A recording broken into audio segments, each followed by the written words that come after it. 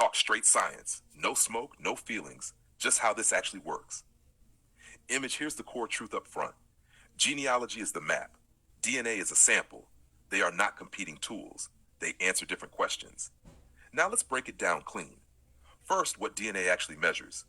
Autosomal DNA tests only look at the segments you happen to inherit, not everyone you descend from. Every generation, DNA recombines. That means pieces are shuffled, dropped, or never passed down. So even though you have 64 ancestors at 6 generations back, you did not inherit DNA from all 64. By around 5 to 7 generations, it is completely normal to have real ancestors who left you zero detectable DNA. Not low, zero. That's not theory. That's basic genetics. So when someone says your DNA doesn't show indigenous, what they are really saying is the segments that survived recombination didn't include a marker we recognize. That does not mean the ancestor wasn't there. DNA answers this question only. Which pieces of DNA survived into you? It does not answer, who are all your ancestors?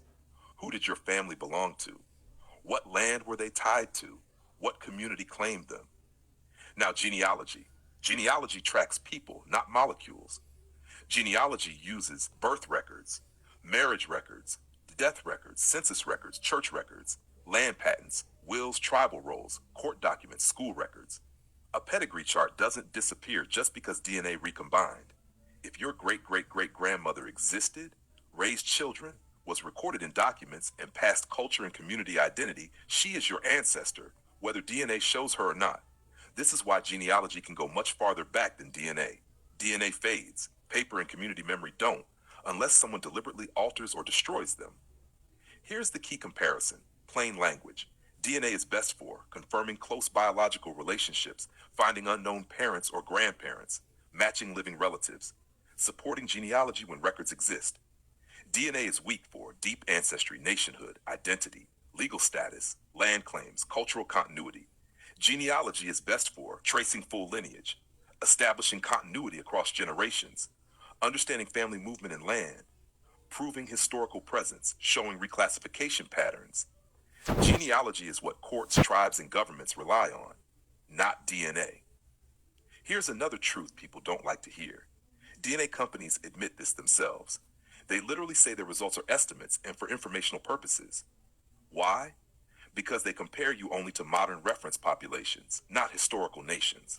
So if a people were reclassified, absorbed, renamed, or erased on paper, DNA can't magically restore that context. It has no memory of law, culture, or history. That's why genealogy is the backbone. Think of it like this. DNA is a flashlight. Genealogy is the road. The flashlight can help you see a few things nearby, but it cannot tell you where the road started, who built it, or where it leads. This is also why reclassification mattered so much historically. If you change the paperwork, future generations get told, your DNA doesn't say what your records used to. That's not science. That's administration. So which one is better? If your goal is identity, lineage, nationhood, land, or history, genealogy is the primary tool.